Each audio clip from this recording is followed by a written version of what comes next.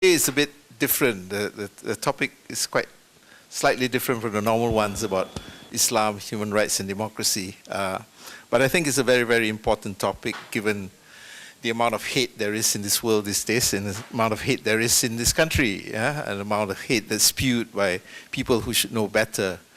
So together with us today, we have four, I would like to think, our friends and speakers. Pang, who's spoken at Nottingham, and I think we will invite him again just for the fun of it. Syerleena, who I heard sing with her brother at Al-Aran dinner a couple of years ago in Penang, who's also, I think, still is a counselor with the DAP, right? Yeah. Okay.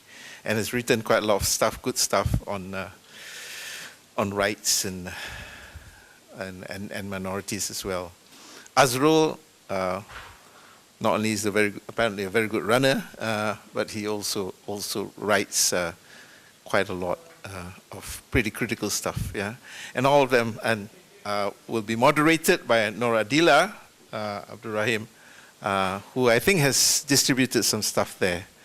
So I won't waste more time, yeah. So without further ado, let me give the floor to Adilla.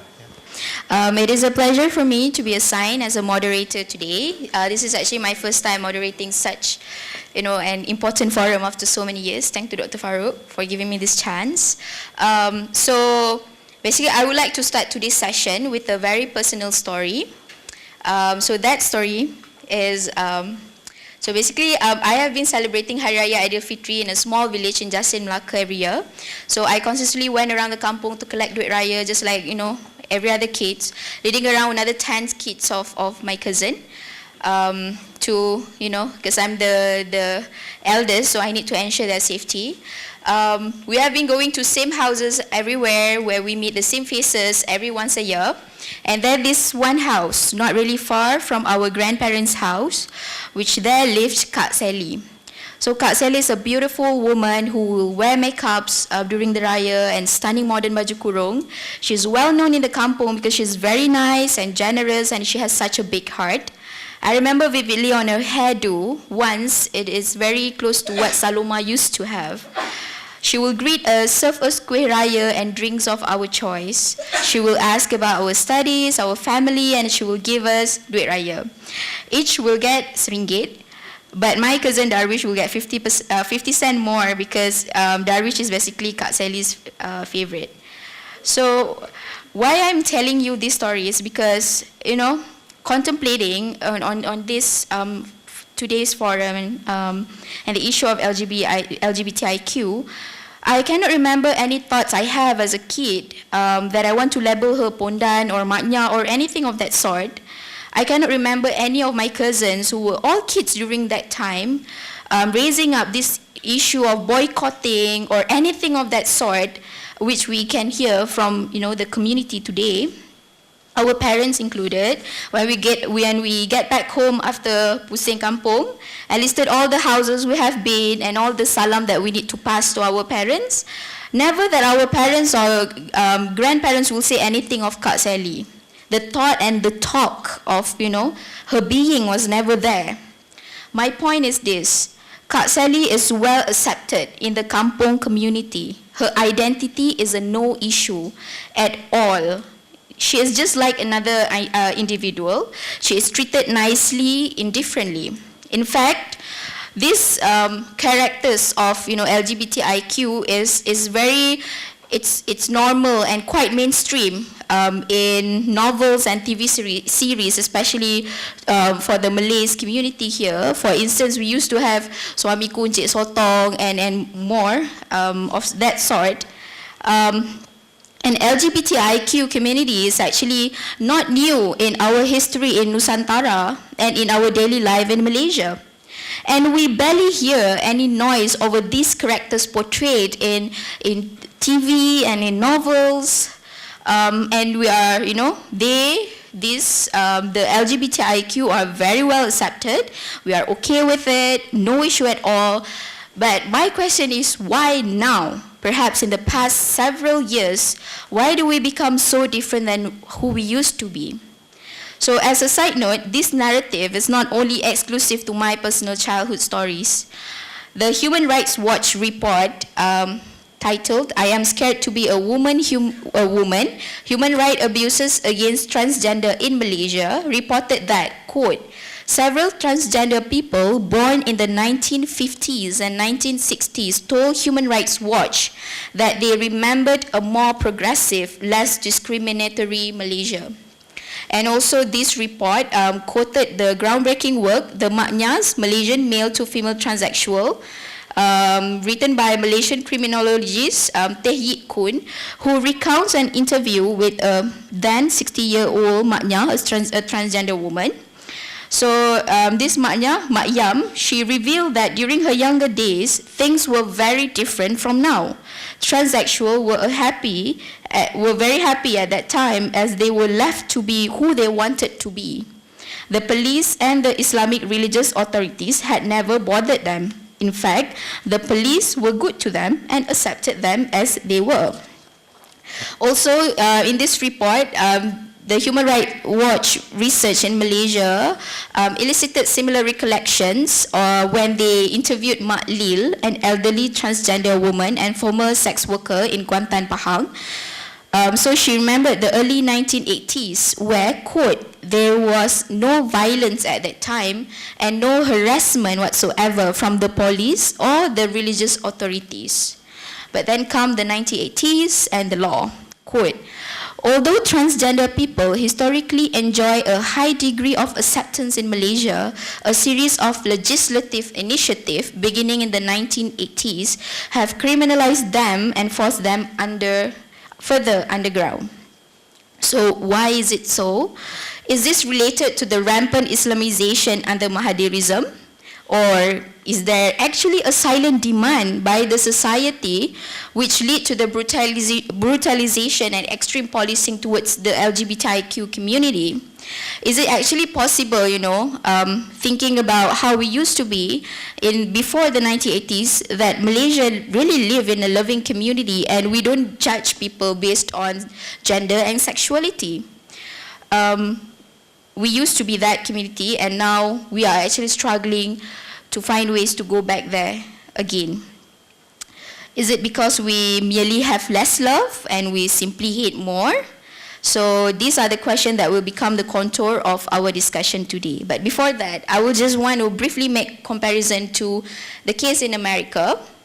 So my own hypothesis that I have, so I studied law and political science in America, and during that time, especially the first semester of my master program, we do discuss a lot on cases on cases related to LGBT, especially the recent Obergefell v. Hodges. So, my hypothesis is that I think the situation in America is a complete reverse with the situation in Malaysia. Why do I say that? Because I think the law in Malaysia has been very progressive in giving rights to the LGBTIQ community. Unlike ours, politicians there, especially the US President right now, Obama, has been giving statements and endorsement acknowledging the rights of LGBTIQ, calling the Americans to respect each other regardless of race, color, and sexuality. And also in 2015, the US Supreme Court in Obergefell v. Hodges has ruled that same-sex marriage is legal in all states in America. One of the arguments put forth by Obergefell is that how can one achieve the pursuit of liberty and happiness as stated under the Bill of Rights if one cannot live and be married to one's love of life? But in Malaysia, based on my readings, the LGBTIQ community do not demand to such extent of same-sex marriage, because we don't hear the thing that they are fighting for is basic respect and to not being discriminated and whatnot. Even though I'm not saying that whether the possibility or the non-possibility of the rights to be given in Malaysia. But looking at all this progressive legislation and also, how the construct of how the politicians there actually acknowledging and respecting the rights towards the LGBTIQ community, but we know that, I believe we all know about Orlando shooting, which happened very recently, of which Omar Martin, a 29-year-old security guard, killed 49 people and wounded 53 others. And this is actually only one among thousands more hate crimes and attacks toward LGBTQ community in America, which some might get reported, but some might not. And also, based on 2011 analysis of FBI hate crime statistic, it is found that LGBTQ people are more than twice as likely to be the target of violent hate crime than Jewish or black people in America. So, it is actually bewildering to think on how, with a progressive accepting law in America, the Americans on ground are actually deeply wounded with their ill treatments toward the LGBTIQ community, while in Malaysia we don't have such progressive legislation. But actually, I mean, perhaps based on my experience and the report that I read, the community on the ground is actually more well accepting to the LGBTQ community. So today's discussion will tackle the issue of hate crime in the midst of and towards LGBTIQ community. I have passed around the glossary of LGBTIQ so we can understand what is LGBTIQ, the acronym, basically, what does it mean. And I don't want to babble more. So let's pass to our first panelist, Teik. I mean, he's very famous. He's a co-founder of Sexuality Merdeka, and very active with human rights advocacy, especially related to sexual orientation and gender identities. Pang is also committed to continuing the work of championing the human rights of lesbian, gay, bisexual, and transgender in Malaysia, and a whole lot more in your CV. And also we have Syerleena Abdul Rashid. She's a Malaysian politician from DAP who currently serves as councillor for Majlis Bandaraya Pulau Pinang, a columnist for the Malaysian Insider and The Rocket, and contributes regularly to various internet-based news portals. And she writes a lot on racial unity, feminism, and religious tolerance. Before joining politics, she was actively involved in aliran and local anti-trafficking organization. And the third panelist is Azrul Khalib, currently with Ideas, and has a very long experience as communications and program professional in the non-profit development sector for more than 16 years, which tackle issues related to social welfare, gender healthcare, and reproductive health issues. So we have very prominent panelists to talk on the issues we have here: hate crime and LGBTIQ. Where is the love?